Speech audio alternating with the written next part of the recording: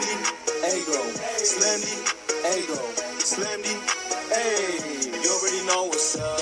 What's that? Another home run. We should know the job ain't done till we hold that trophy up. Hey. What's up, everybody? Welcome, episode 580, Talking Friars podcast and YouTube show. Ben Fadden with you here. It is March 31st, 2024. Padres, they have another series split. Obviously, they split those two games against the Dodgers in Seoul, and then they split this four-game set against the San Francisco Giants.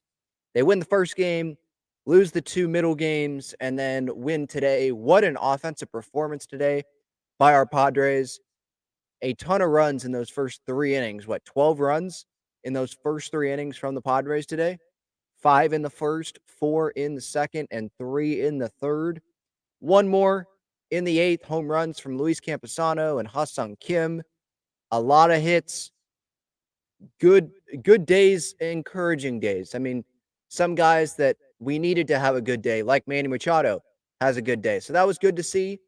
I think we got to consider who was pitching in this game for the Giants. What's his name? Dalton Jeffries. Yeah, see, I can't even remember his name. Dalton Jeffries was starting for the Giants. So we just got to remember that. But I'm still happy with what happened. I mean, you want to take 3 out of 4, especially after winning the first game. But considering the way the next two games went, it was really good to have a nice blowout win. And as I put on social media, not going to lie, it felt pretty good to see Bob Melvin have to go throw out a position player in a blowout loss against the Padres. That was pretty fun to see. I will get to the chat as always. So if you want to support the channel, you can use that super chat button that is in the chat, the $sign. I will get to that in a little bit. If you want to join the show, you can click that link that's pinned up at the top of the chat. I appreciate everyone for tuning in, taking the time to listen or watch the show. For those that are new, usually after every series, I probably said this after the Dodgers series, but I will go through what happened in each series, not like a play-by-play of every single game, like super detailed, but I'm going to go through each game, the main points, and if you guys want to go more into a certain game, you can obviously put that in the chat, and I will do that. But let's start with today's game, and we can work our way back. I already went over game one. That was obviously the home opener, so I wanted to do a show after that game. Let's start with the offensive performance, then we can get into the pitching. Today, right out of the gate, they were attacking.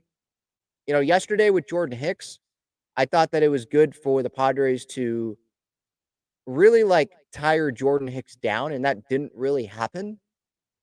Hicks, he was through 5 innings at I think around 50 pitches, or in the 5th inning, something like that. In the 5th inning or through 5 innings, around 50 pitches.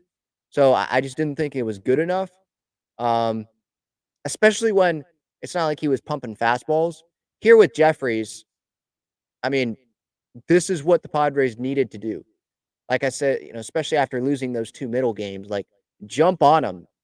Yesterday, it was frustrating, but today, Manny gets that double in the gap. Tatis scores. That's after the wild pitch, or excuse me, the pass ball. That made it 1-0. Manny made it 2-0. Then Campy with the home run. Sure, it barely got out. It was literally the first row. I wasn't sure it was going to get out, and then I saw the height of it from my seats, and it was carrying, and yeah, it was going to get out. I thought it was going to go a little bit more than the first row. But hey, a home run is a home run. We will take it. And then Cronenworth with a double down the line. In my underdog fantasy pick, I did half a single higher. And so when I saw that, I was like, oh, great. But then he ended up doubling. But I'll take a double over a single any day of the week. Man, Croney, his start to this year is so encouraging.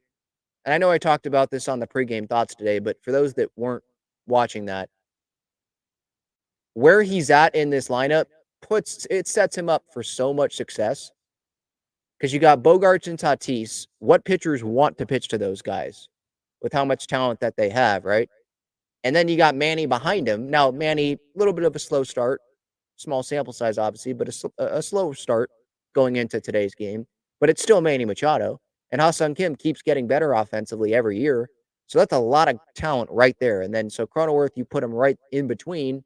And sure, Cronenworth's coming off of a really bad year for him last year, but he made some changes. He's hungry. It doesn't seem like he's trying to be someone that he's not, with swinging for the fences and all that. Just nice swings, not afraid to go the opposite way. Or if a ball's inside, just take it down the line, but don't try to smash the ball, into the second deck. Just take it down the line like he did today. So that made it 6-0. That was in the bottom of the second. And then Ha-Seong Kim with the home run down the line. Man, Scan was talking to him post game about the 14, was it 14? 14, I think, pounds of muscle that he put on in the offseason. And he did that in part to like help him last through the year, because he felt like he kind of waned off there at the end, if that makes sense. It's sure working right now. Don't know if it's going to be working at the end of the year. We'll see what happens, but seems to be working pretty good. I've seen some people on social media reach out and be like, when I post the lineup, they want Ha-Seong Kim leading off instead of he's hitting seventh right now, right? 1, 2, 3. Well, he hit fifth today, but hitting like, fifth is really where he's hitting. Hitting fifth or sixth, they want him to be hitting leadoff. And what I would say to that is, sure, if Bogart struggles, and maybe even if Kim struggles in this 5 spot, then yeah, maybe you change it. But right now, I like having Bogarts leading off. I think that tells him, like, don't try to do too much. Just do your job, get on base. And with Kim, I agree with Mike Schilt when he said this.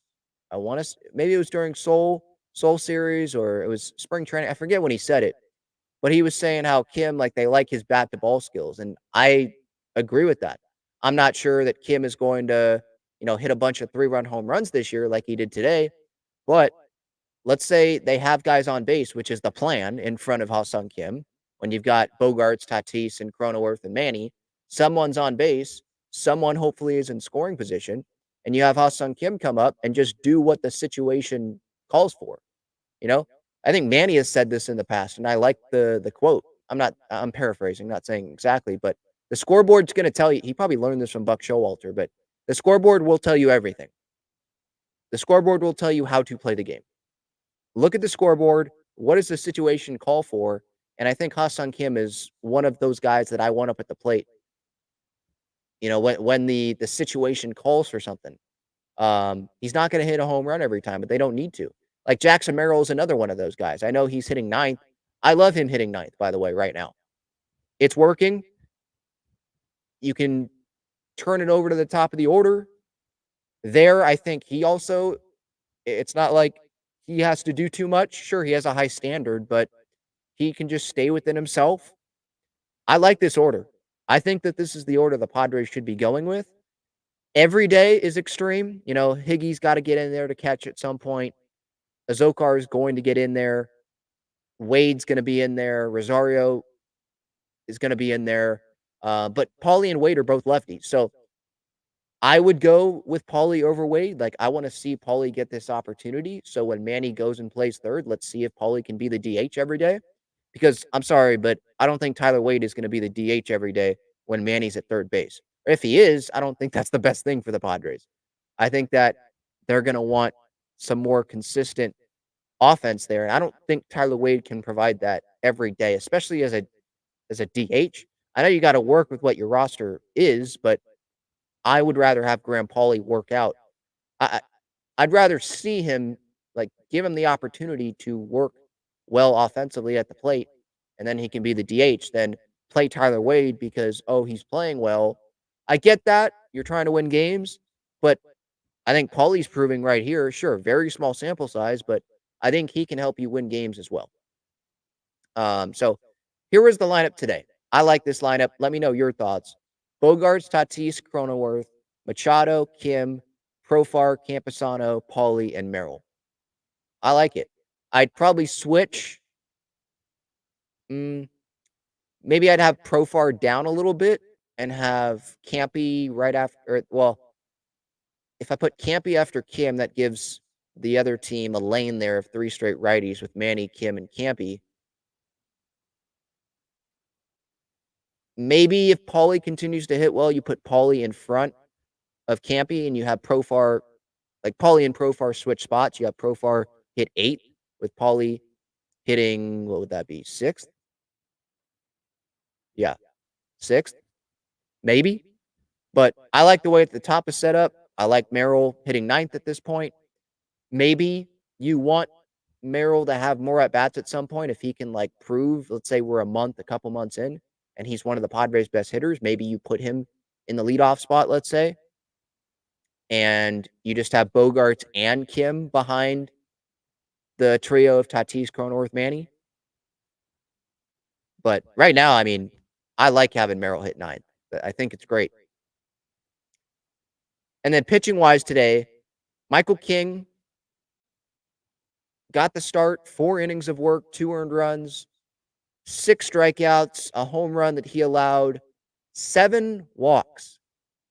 As I was driving home, I was having a discussion with my mom. I did not think that he walked 7 guys. I was at this game, so I guess I wasn't paying attention closely enough to how many walks he had, because I saw the velocity was there. I saw not a lot of runs were being given up, not a lot of hits were being surrendered. It didn't feel, I mean, this game, probably why I didn't really notice was because this game finished in 2 hours and 43 minutes, and the Padres scored 13 runs in this game. Usually when there's a lot of runs being scored, it's probably going to be closer to a 3-hour game than that, or it'll be more than 3 hours. So maybe that's why. 7 walks, yeah, that's obviously not ideal. That's worse than Blake Snell. Blake Snell probably, 4 or 5 walks a game. 7 is just different. That's not good. But because of the results, I'm not going to sit here and like worry a lot about Michael King. I think he finished with 88 pitches. Yeah, 88 pitches. You'd like him to go more than 4 innings and not have to have Pedro Avila go in there in the 5th. 4 innings, 88 pitches. Yeah, that's a lot. A lot of pitches for 4 innings of work. But it's his first start. Lugo, I think right out of the gate last year, Lugo started really well. So hopefully King can kind of imitate that a little bit, duplicate that. I know some fans are like, well, Michael King, he was the main player that we got back in the Juan Soto deal. You could point to Drew Thorpe as well, like because of the upside. Like you didn't know what he was going to be. And Michael King, it was only 2 years of control. But, I mean, this is the guy that the Padres were putting right into the rotation. So I think some fans are like, he better be better than Seth Lugo if we traded Juan Soto for this guy. We traded Soto because they had to build more of a complete roster, give them some more room, bring in some younger pitching. And that's what they did. So it's not like they traded just Soto, or excuse me, they acquired just King for Soto. Like there was more pieces involved in that. But I do get some fans' points. Like, yeah, you probably want him to be better than Seth Lugo, but I'm trying to keep some realistic expectations. Like Lugo's transition to the rotation worked out really well. Michael King, I sure hope it does. I think he's talented enough for it to work out.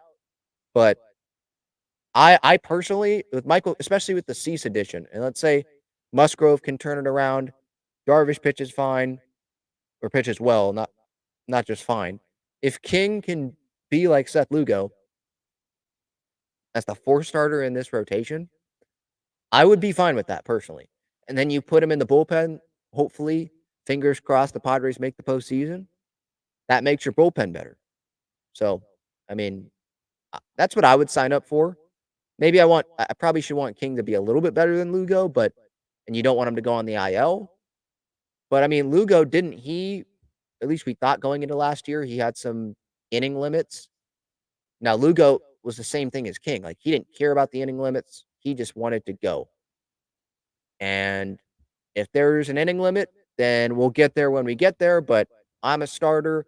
I want to go as deep as I can. I want to help this team win right now. Can't control what's going to happen down the line. So I like that mentality, obviously, with Michael King. And I think he's going to be a good addition. I mean, if you already look, I get it. Juan Soto, he is tearing it up, it seems like, with the Yankees. I'm not watching all the Yankees games, but Yankees have not lost, I believe. They were playing in Houston against the Astros, and Juan Soto had a big throw on opening day to keep the Yankee lead. I believe he hit a home run the other day. He's been really good for the Yankees. He may win the AL MVP with the Yankees. But the Padres needed some room to spend. I'm still disappointed that the front office didn't do more with like how they were selling it to the fan base. It seemed like at that time of the trade, like we're creating financial flexibility and we're going to use all the money to go spend on other areas of the roster, but that didn't happen. Sure, they spent some of the money, but they didn't spend all of the money, or really close enough to all the money that I thought that they should. Maybe they go get Tommy Pham. I believe Tommy Pham is waiting with his bags packed in Miami, waiting for an opportunity. That's what I saw from Bob Nightingale today. So we'll see if that does end up happening. Dennis Lin wrote in The Athletic this weekend that it doesn't seem like the Padres offered Tommy Pham more than a few $1,000,000. So obviously, with Tommy making more than double that last year, and then he's coming off of a good postseason, a pretty good season with the D-backs and the Mets combined, he's going to want more than that. But I think the only team that would be willing to even do that would be a team that like gets an injury to a starting outfielder and they have room to give Tommy what he wants, or at least what he made last year, which I think was 7 mil, I think. Yeah. Um, the Padres, I think it's pretty clear they're not doing that right now. If someone gets hurt, maybe they'd even try the Jacob Marcy route before they before they just go spend money on Tommy Pham. I don't know. So right now, the whole Tommy Pham thing, I'm not even really thinking about it. I thought about it now just because of just where my conversation was going there. But I mean, the season's already started. They're liking what they're seeing out of Jackson Merrill. Jurickson Profar, I think he's been playing pretty well so far. Azokar can fill in. It seems like Schilt really likes Jose Azokar. He's been playing Azokar, using substitutions. Um, the whole, on social media, there's some people that call Bob Melvin Sleepy Bob, or maybe some of the Melvin haters out there. I'm a Melvin disliker. He's with the Giants. I didn't really like how last year ended. Obviously, I appreciate what he did in 2022. I already had all that conversation on the last show. I'm a Melvin disliker, but some of the haters would be Sleepy Bob. I'm not seeing that with Mike Schilt. It seems like he's really utilizing the bench and he's making substitutions. He's not afraid to make those substitutions. Now with the lineup, it's pretty much the same, but that's what I think that's what you should do, especially at the beginning of the year. I don't think you should just be changing the lineup around just because you lost the previous night. Oh, bad offensive night. Let's change the lineup around. No, have the players know where they're going to hit, give them a sample size to prove themselves in that spot, or if they're trying to be a starter long term, prove themselves that they should be a starter. And then if it's not working after a certain amount of time, okay, then yeah, change it. But I'm fine with Mike Schiltz, his lineup construction for the most part. Not everything. I want Graham Pauley to play consistently, but for the most part, I've been pretty happy with how Schilt has constructed the lineup. I know I'm jumping all over the place right now, so I apologize for that, and maybe I'm rambling a little bit. But these are just the thoughts that I have going around in my head right now after the Padres split this 4-game set. Yesterday, 9-6 loss. Obviously, it was frustrating to watch. There were mistakes. I think Dylan Cease would say that he made some mistakes as well. Obviously, Tatis made a mistake in right.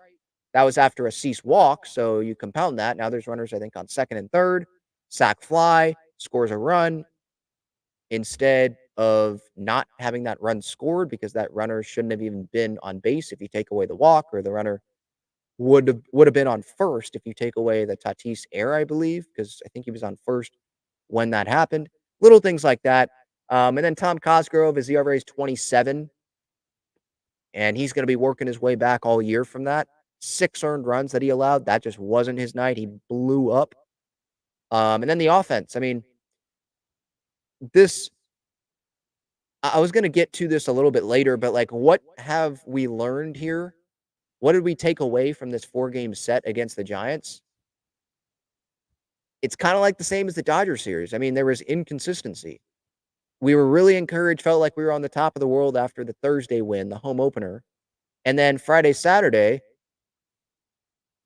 sure, there were good moments, some fun moments, but it was a little bit uncertainty with the bullpen, not good enough. I think both, Cecil was fine, but he still isn't good enough with that outing that he had. Obviously, he wants to do better than that. And then Musgrove obviously was not good enough on Friday, nowhere close, really. And the offense, let me pull up the offense numbers here. 2 for 7 with runners in scoring position. I mean, you want to be better than that. That was yesterday. And then on Friday, only one instance that they had, one opportunity with runners in scoring position. So it's not like they had 11 opportunities and they didn't cash in.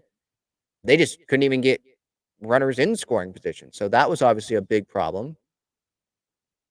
On Friday, I put this out on social media. Tatis hits 2 home runs. Manny hits a home run. Usually, you should win that game. But Chapman hit a couple home runs. I believe who was the other? Conforto, right? Conforto, I think, hit a home run in this game. Wait, no. I'm confusing that. Sorry. Chapman hit 2 home runs on Friday. Conforto hit the home run. Yes, that's right. That was the grand slam that he hit on Saturday. But yeah, it was just inconsistencies. Because on Thursday, right, like they play the good fundamental baseball, not trying to do too much. Bogart's putting the ball in play, gets that down. Cronenworth with the ball down the line. But then the middle 2 games, there's home runs, but not enough guys in scoring position, not enough of those opportunities, right? And then Musgrove, he needs to be better. And he'll tell you that. He needs to be better. He only had 1 walk, but I think he hit a couple of guys. He ended up going 84 pitches. Actually worked pretty deep for 84 pitches, 5 2/3 innings. But he gave up 4 earned runs. It just wasn't effective enough. Gave up the home run, only struck out 3. When Joe Musgrove's your 2 starter, we're going to expect more from him. And I totally understand that. I'm a little bit worried with Musgrove, but I think we should wait a little bit more before we get in full panic mode. Like, I'm not in panic mode about any of these starting pitchers right now. I don't know if I'm on an island on that. I don't think I should be. With Darvish, obviously, he's been pitching well. Musgrove, him going 5 2/3 innings was encouraging. You just wish that obviously less earned runs were allowed there. And it's Joe Musgrove. Like, I look at the slow. I know it was different circumstances, and I've said this before, but like last year, slow start, but then look, since that Yankee start, he was really good. One of the best pitchers in the National League. Dylan Cease, coming off of a down year. I'm giving him a little bit of grace because I want I think not I want. I think that's the fair thing to do considering the circumstances right when he was acquired and then the flight and having to learn with the new catcher and the pitching coach and the staff. He has high expectations though. So I like how it feels like he's a straight shooter. Um, Michael King, I think with him, wait a little bit too, because he's transitioning being into that full starter, taking on that role. So I think most fan bases should say this about their rotation, unless you're like not a contender and your rotation's crap. Padres on paper, I think we have one of the better rotations in baseball on paper going into this year. So I'm going to wait a little bit before I'm like, okay, this is a problem, not giving enough innings or walking too many guys.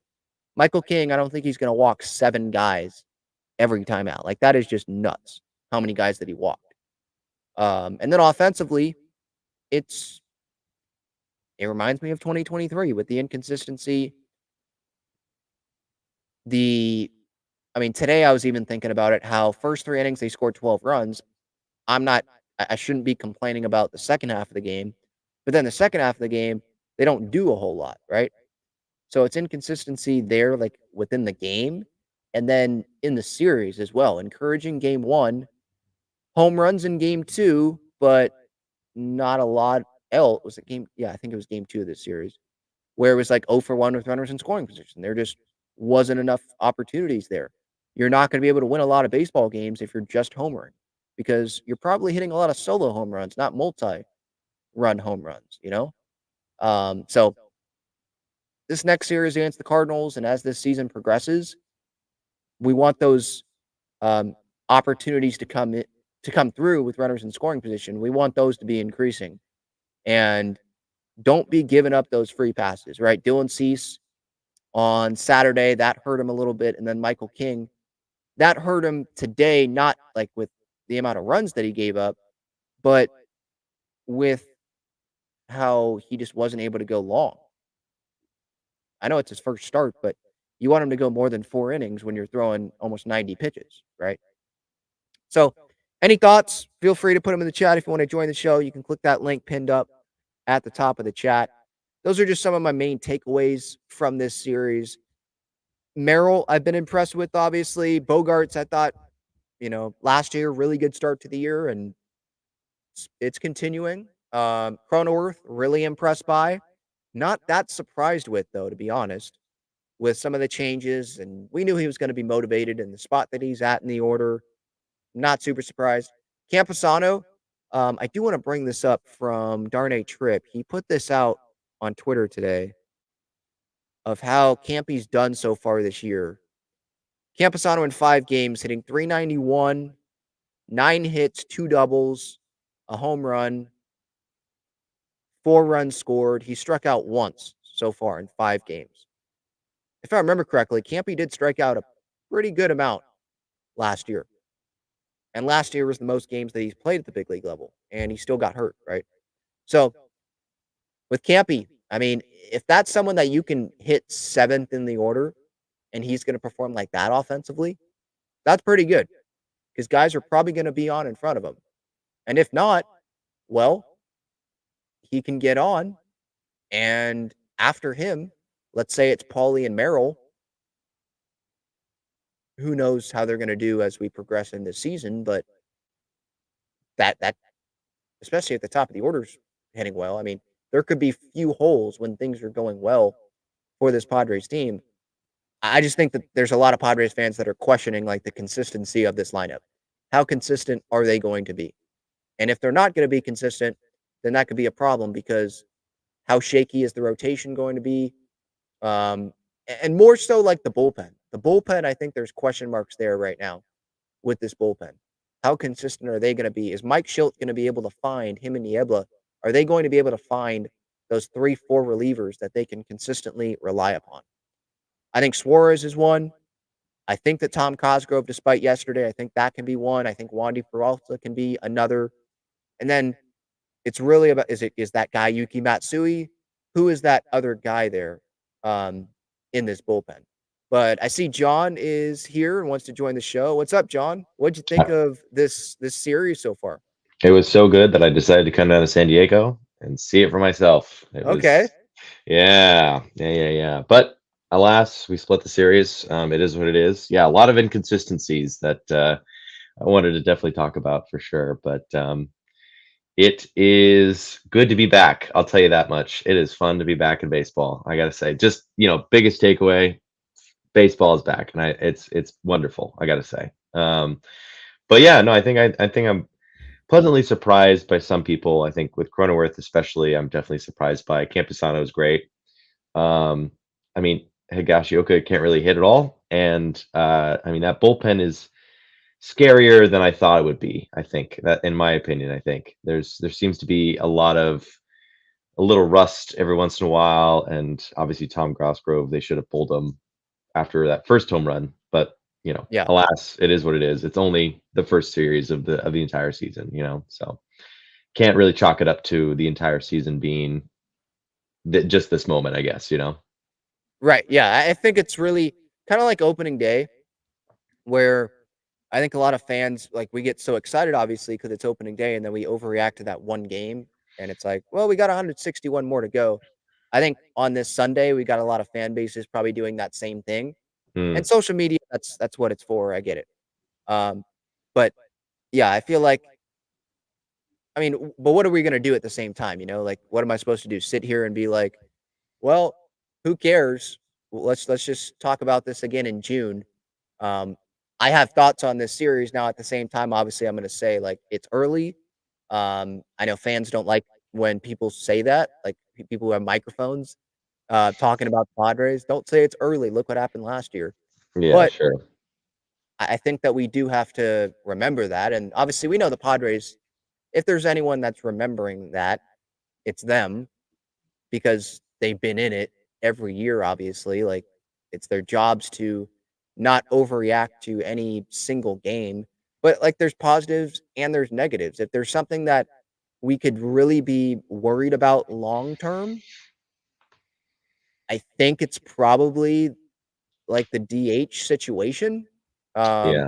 Because when Manny comes back, like, who is that going to be? I hope it's Paulie. But how much playing time is he gonna get over these next few weeks over Tyler Wade, over Eggy Rosario?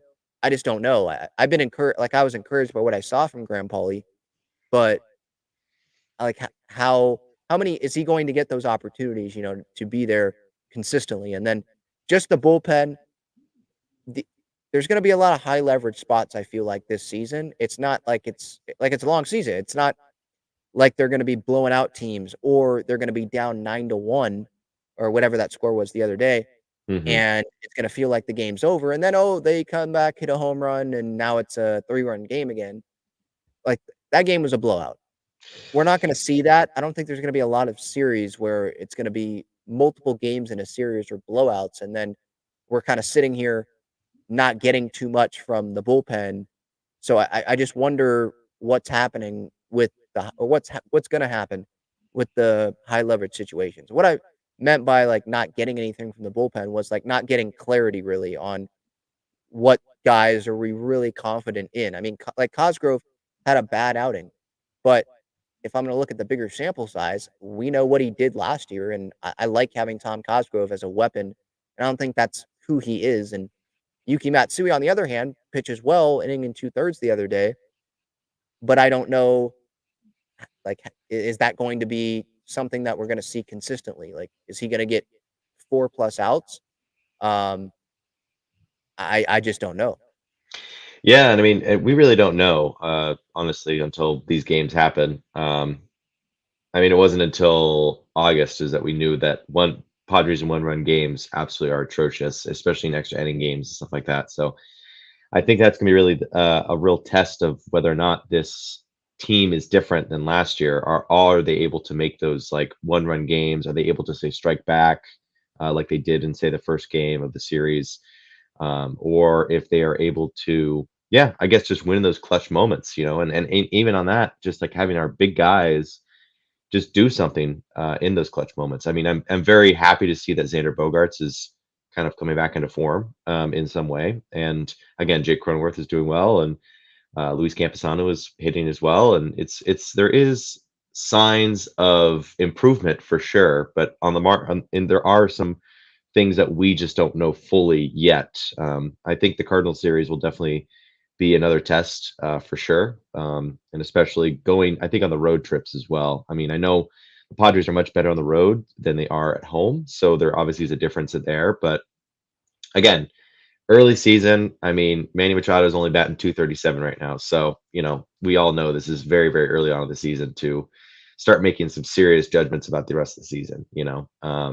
That being said, I think that with the whole DH situation, I wouldn't be surprised if Cronenworth is kind of thrown in a mix as well, and Graham Pauley kind of gets some fielding time at first base. I saw him play first base today. Obviously, it was a blowout, but still, I imagine just seeing that change where Graham Pauley was out on first base definitely was a sign that there could be an opportunity for Cronenworth to get some hits and just do that really. But we'll see. Yeah, what I Again, would say with that is that's another thing I was impressed with this weekend, this series, or this season so far, is Cronenworth defensively, though. So I actually don't really know how much we're going to see Cronenworth DHing. I mean, he's looking way more comfortable at first base. He's making plays to his right.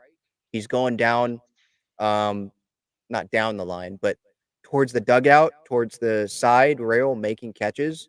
Hmm. So I think he's getting more confident, just more and more as he plays, getting more reps there.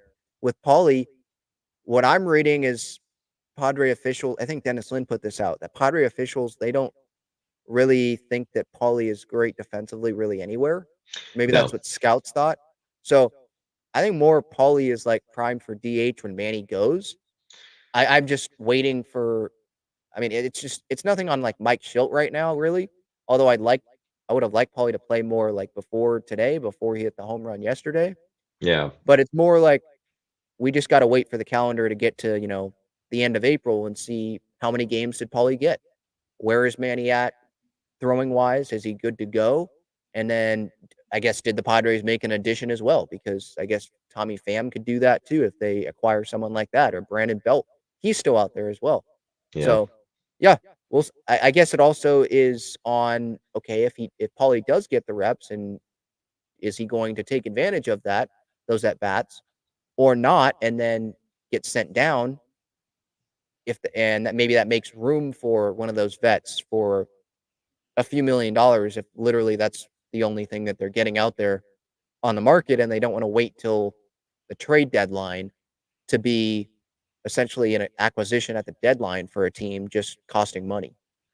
Yeah, I mean, and you know what? I like Brandon Belt and Tommy Pham. I think they're passable options, but I don't think they're the best. I don't think they're going to solve much that's going on with this team. I think, like you mentioned earlier, the inconsistencies with the offense is definitely something to keep in mind. I think that's a real big thing that is notable that we need to consider for next year or for this coming year, I guess, is that is the offense going to be consistent and can they win more than 3 games? Also, that's a real good question, and stay over 500 in a way. But again, it's very very early. We can't be rushing to judgment. We can't be pulling the fire alarm yet.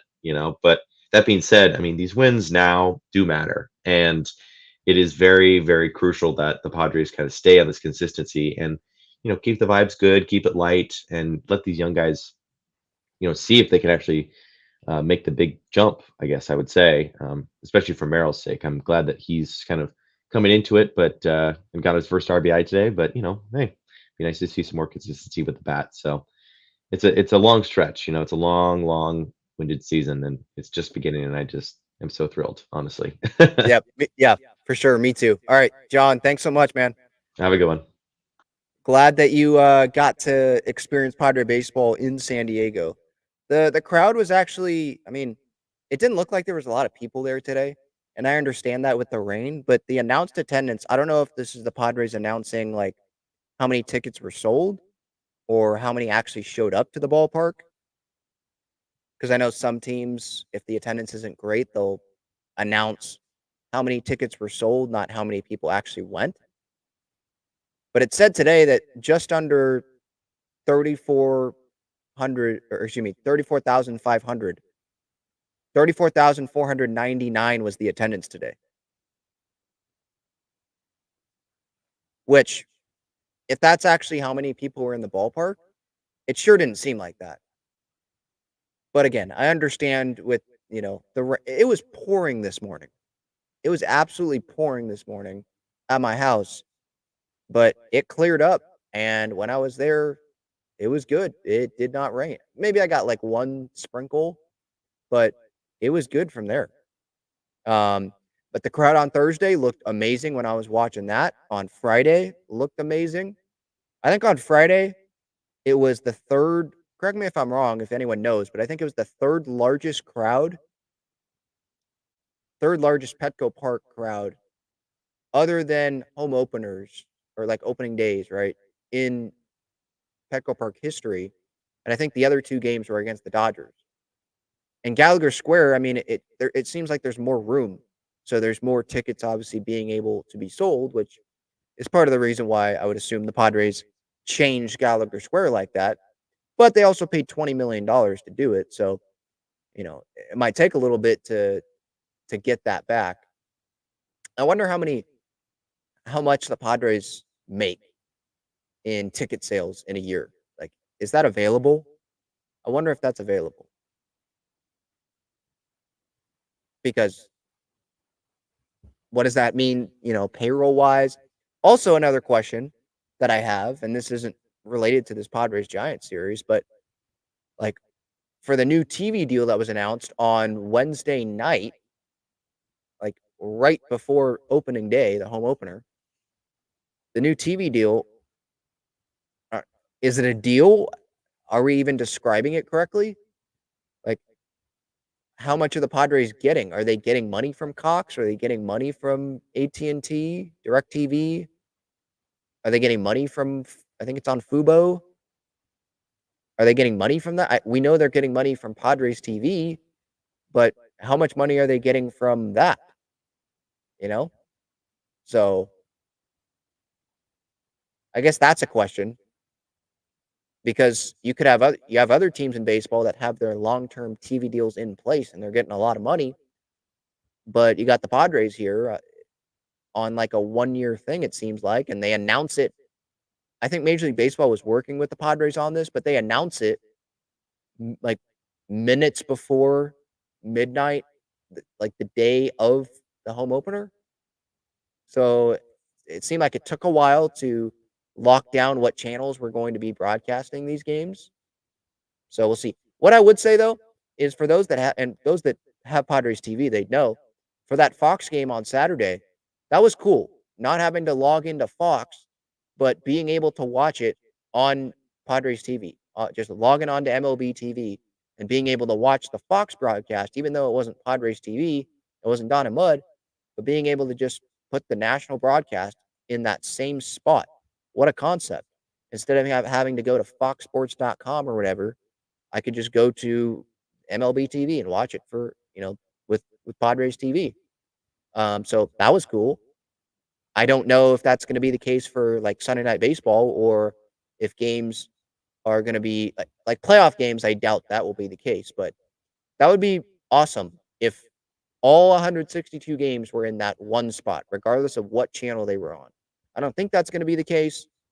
Maybe they have an agreement with Fox to do that, but I thought that was cool. I was not expecting that. I logged on and it was like, I'm probably going to get blacked out here. It's going to turn on the radio part, the radio feed, and it actually ended up working. All right. Before getting to the chat, just wanted to remind you some of the great partners of the show. Gaglione Bros, famous cheesesteaks and garlic fries. Had some garlic fries today at the ballpark. Their main location is on Friars Road. They are at Petco Park, obviously. They're at Snapdragon Stadium. So make sure to check them out. Link in the description. All these links in the description. Gaglione Bros. You'll see their menu, all that when you go to their website. Breaking Tea, great Padres, Aztecs, and Wave shirts and sweatshirts. Aztecs obviously had their season come to an end against UConn. That wasn't over the weekend. That was on Thursday. Man, these days are just kind of combining together for me. But I think these last 2 years, it's still an impressive run for San Diego State. I already discussed that on Thursday. And the Wave, they got a win. First win on the regular season this year. A 1-0 win over Seattle. Late stoppage time goal from Emily Van Egmond. Alex Morgan had one get taken off the board. The refs said, or maybe it was VAR, called it out of bounds, which I didn't get a great vantage of it, but seemed a little borderline there. But they get the win, and now there's the international break, and so they don't play for another couple of weeks. They'll be playing at Louisville. Underdog Fantasy, 100% deposit match up to $100. When you click that link in the description, use code Talking Friars. First time deposit, 100% deposit match up to $100. And then SeatGeek code Talking Friars, $20 off your first order there. Again, code Talking Friars for Underdog Fantasy and for SeatGeek. Oh, one thing before getting to the chat. Another thing I wanted to talk about was the Blake Snell quotes. He talked to Kevin Acee in the San Diego Union Tribune while the Giants were in town. Padres, they played a thank you Snellzilla message on the video board. Padres fans cheered.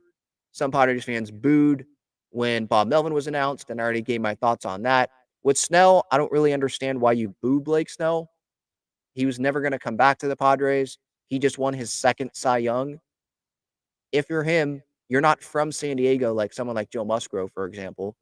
I understand wanting to try to go get that long-term contract. Boris thought that he could get a lot of money for Blake on a long-term contract, and he was offered that, I believe, by the Yankees, but Boris ended up giving him more of a short-term route because that's the best that could happen. High AAV, short term.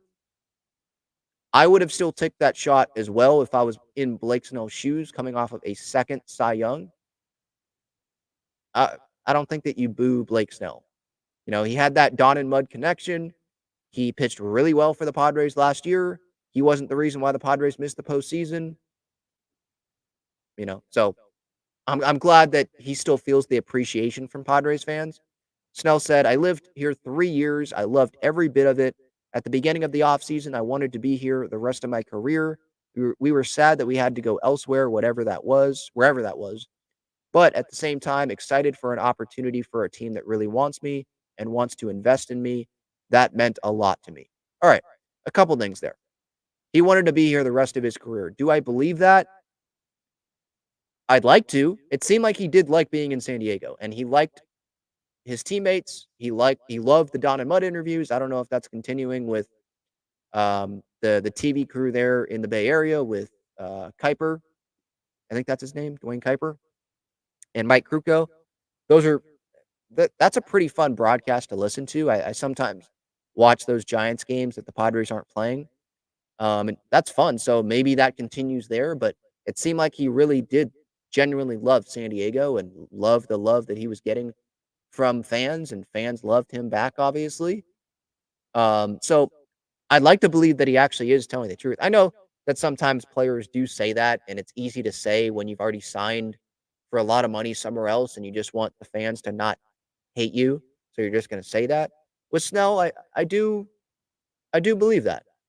Um, but this part here, excited for an opportunity for a team that really wants me and wants to invest in me. Are the Giants really investing in Blake Snell? I mean, it's a 2-year deal. Is that like a real investment into Blake Snell? Sure, it's a lot of money that they gave him over a 2-year time frame, but I feel like a real investment is like 5 years, you know, a long contract. This isn't a long contract. I think this was the Giants seeing how good of a pitcher Blake Snell is. He's still not signed. They have the money to do it. This is a unique opportunity for them to get him on a short-term deal. They were not going to give him a long-term deal. I think that's pretty obvious. Teams they just didn't want to take that risk with Blake. So how much of an investment is it is something that I question. Blake continued here. I never take for granted how beautiful this place is, talking about San Diego and the fans. I've loved them since day one. I've enjoyed pitching for them, pitching in front of them. Now that I'm with the Giants, I've got to transfer my focus to this team. But yeah, I love San Diego. I love the fans, and they show so much love still. It means a lot. I bet it means a lot. I mean, I'm sure those players, well, we know they have egos and they want to be liked. And Blake, I think Blake made it pretty easy to like him, at least, personality wise. Some people may not be the biggest fans of watching him pitch, and that got frustrating, especially not last year, but the years before that, with the walks and working slow and taking time to, get in, really locked in on the mound during seasons. But he didn't do anything to piss off the fan base, right? It seemed like he cared. It seemed like he wanted to win for San Diego. I remember back in the postseason after they beat the Dodgers and the celebrations that he was doing there, right? So I like Blake. All right, let's go to the chat. John says, awesome, Kim, awesome, Kim. How about Campy and Manny with that beautiful gapper? I've still not seen a second for 2 more RBI. Lovely pods. Yeah. Awesome, Kim, Campy, great. Kim was obviously the better home run, but you're going to take it. Like I said the other day, or not the other day, earlier today with Campy. You're going to take that home run. That's just him with his power that he has. Sure, it's a fly ball that ended up being a home run, but hey, that's the home field advantage. Mike Schilt is the username.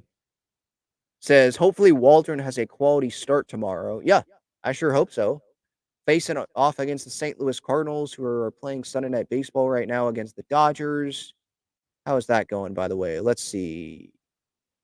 Cardinals up 4-2, but they dropped 2 of the first 3 of that series. Dodgers, they keep hitting.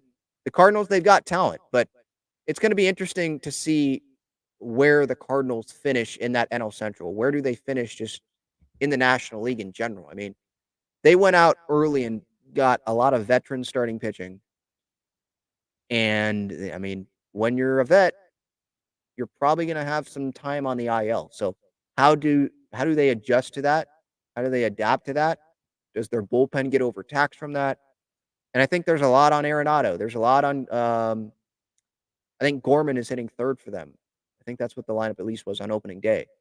Goldschmidt, obviously. There's a lot riding on those guys coming off of the down years of last year. Just like there's a lot of there's similarities between the Padres and the Cardinals. You know, they've got managers that have managed before in the NL Central. Obviously, Schilt with the Cardinals, Counsell with, excuse me, not Counsell. Sorry, Ollie Marmol. I was thinking about the Cubs with Counsell. Ollie Marmol, obviously, he was with Mike Schilt and managed last year in the NL Central. I think both teams, there's the urgency to win. They're coming off of disappointing seasons, so they're motivated to not do that again. There's star talent on the infield on both teams. And I think the question with both of these teams is like, what's the pitching situation going to look like, and the depth in the lineup. I see a lot of similarities, so I'm excited for this series, seeing how that's going to shake out before the Padres hit the road. Let's see here. RF says our offense will destroy bad pitching, which is what should happen. Last year, right? We had no-name guys pitching against the Padres, and the Padres wouldn't do anything against them. What's that guy's name? Graham Ashcraft? That's a name that just sticks out to me with the Reds. I think he pitched pretty well against the Padres. Like, guys like that can't happen this year. If the Padres want to comfortably get into the postseason, beat the teams you're supposed to beat. Smack the pitching that you're supposed to smack,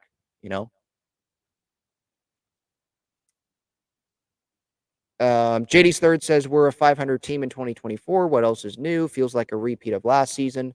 High scoring game followed by duds. Yeah. But there's been encouraging performances. There's been some disappointing performances so far. I know JD's third. You probably don't like when I use those 2 words. It's early. And frankly, I'm trying to avoid doing that as well. But I can't avoid that we have over 155 games left, right? The Padres have played 6 games so far this season. There's a lot of time. I guess that's a different way than saying it's early, right? There's a lot of time to see what this team is. So I don't want to sit here and overreact. But yeah, in these 6 games, yeah, I do agree that I have thought as well during these games and after these games, it reminds me of 2023 with some of the inconsistencies. Let's see here.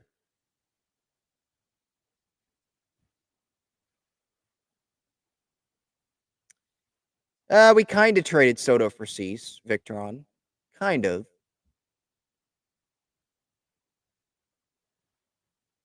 Because, I mean, they had to give up Iriarte.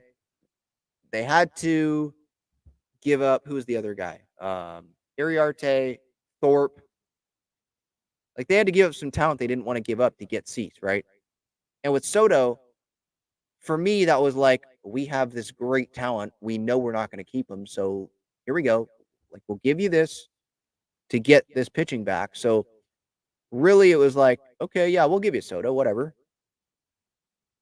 Let's maximize this return that we can get back.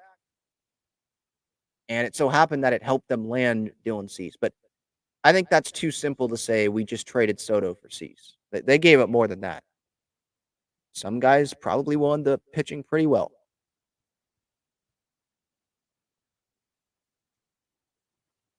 Clamp says, imagine having the best player in baseball and trading him for mediocre pitching. Is it mediocre pitching? I mean, is Dylan Cease, right? So, like, part of what they acquired, they gave to the White Sox for Dylan Cease. Is Dylan Cease mediocre? Last year, okay, but I think he's better than mediocre. Michael King, we don't know yet, so I don't think it's really fair to just say, hey, traded him for mediocre pitching. Johnny Brito can be a good piece out of the bullpen. We'll see what happens with Randy Vasquez. It just seemed like there just wasn't enough spots for Randy to make the roster, especially after Brito pitched well, Waldron pitched well, which I wasn't really expecting in spring training. He takes the 5 spot. They acquired Dylan Cease. They wanted Randy to probably just go get starts down in the minors. So that's really more of a TBD. And I don't think Juan Soto is the best player in baseball, by the way. So I disagree for now with both of those points.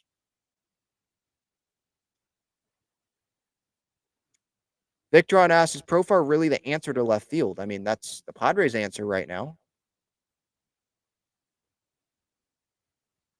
I don't think he's going to do as well as he's been doing so far to start the year, but it's an okay bench piece. It's an okay versatile piece. It's not someone I want playing every day, though. That's why I was advocating for Tommy Pham. But unless Tommy is like, all right, I know I'm only going to get a few $1 million, so I'll go to the Padres. Unless that happens, then Tommy's not going to have a job, and Padres are just going to keep running with Jerkson. Because if the White Sox were another team that were mentioned with Tommy Pham. If you're the White Sox, you know you're not going anywhere. Why are you spending a few $1 million when Jerry Reinsdorf doesn't spend much money anyway, even when they're trying to win? Why are you spending a few $1 million on Tommy Pham? Maybe like the veteran thing, but there's Andrew Benintendi, I believe, still with the White Sox. Like there's vets there. I feel like the White Sox, they want to find ways not to spend money. So that's how I see the Padres getting Tommy Pham. But Tommy's going to have to swallow that tough pill, if that makes sense, if he wants to go play baseball. Yeah, I agree, Hayden. Of course, I want to see the starters go longer as well, but I'm not going to freak out about that. Their first full time through the rotation. We haven't even gotten to Waldron yet, so I'm not going to freak out about that. I'm sure if you look around, I haven't done this personally, but if you look around baseball, I'm sure that there's not a lot of 6-inning starts happening right now. That's just how this game has evolved. Guys aren't going to go 6-7 innings from the get-go anymore. It's kind of like the load management with NBA. Sort of the load management, especially early in the year. I think teams are just like, you know what? We have a fresh bullpen.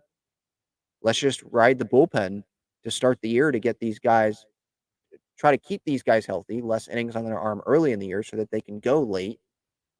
And that can kind of even some things out.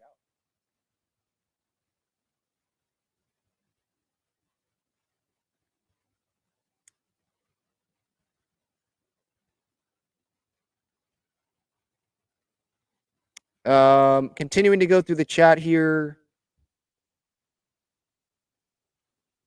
Yeah, JD's third, man. It seems like, at least what I'm seeing in the chat, people are thinking that you're being really negative right now in the chat.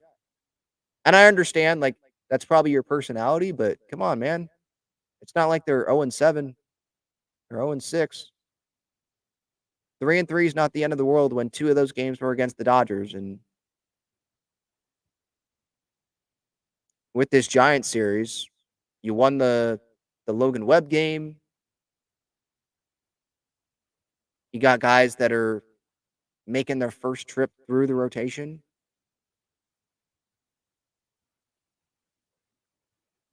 But, that's part of the good thing about baseball, right? There's different types of fans. I'm more of a measured fan, and then there's some fans that, like, I'm still passionate, no doubt about that, obviously. Like, anyone that knows me knows I'm passionate about the team, but I'm more measured. There's some fans that are like Frank the Tank, that Mets fan, that are just loud and they react super emotionally to everything that happens and act like it's the freaking end of the world.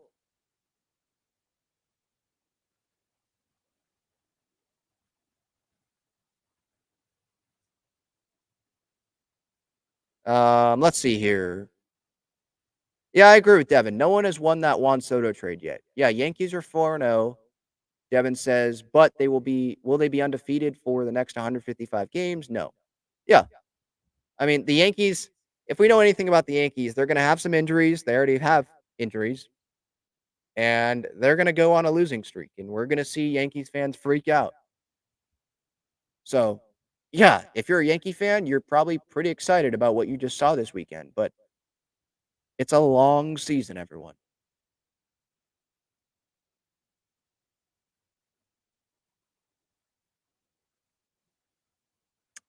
Devin says we need more firepower in the lineup. Tatis, Manny, Xander, Crony can't do it alone. Sign both Pham and Belt, and your lineup is already better. The reason I don't see that happening is because the Padres probably want room before the deadline to make an addition if they need to.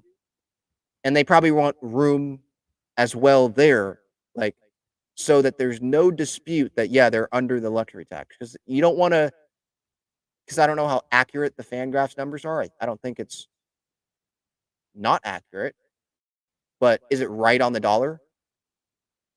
So right now, let me pull up the payroll. Right now, luxury tax is a little under 224 mil. So they're 13 mil clear according to Fangraphs. If they sign both of those guys, if they both sign for like $3 million each, okay. But is that going to happen? I'm not so sure. And Jesse in reply said Pham and Belt are just band-aids. And I understand that as well. Like, let's see what we can get out of Graham Pauley. So don't sign Belt to DH or Pham to DH. Let's see what we got out of Pauley. And I'm with that as well. I understand that. With the Band-Aid thing, though, in left, I mean, but that isn't that like the Padres' only option right now? Because they don't think Marcia is ready. They're giving him reps down in the minors. And right now, what is Jurickson Profar? Isn't Jurickson Profar just a Band-Aid as well? Because the Padres don't see him as an everyday left fielder for the long term. So they already have a Band-Aid. So how about have a valuable utility guy on the bench and then just bring another Band-Aid in to be in left, if that makes sense. Yeah, Jesse, I agree. A good longer-term left fielder would be nice, but who is that? When it's March 31st, season's just started. Do teams want to be trading you long-term outfielders, or do they want to see what that guy can do for their team and see how their team's going to do for a few months?